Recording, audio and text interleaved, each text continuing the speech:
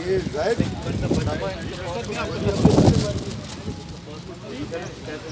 ये बैरियर के ऊपर से काट के आया जो कब सारी जी जी सर। हाँ तो ये आप सर ये जो इस जगह पे नहीं मैं बढ़ नहीं रहा था, मैं रुका हुआ था, मैं कह रहा हूँ मेरा देखा है कि सर सोलो साइड पे जो टायर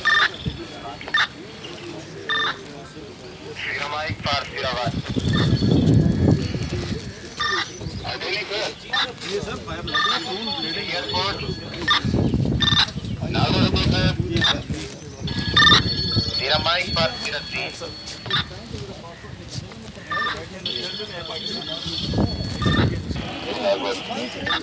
चीज आपको अपने हाल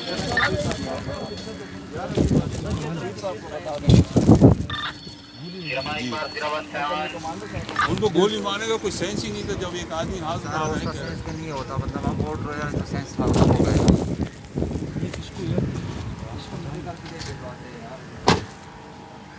राइट सर, राइट सर।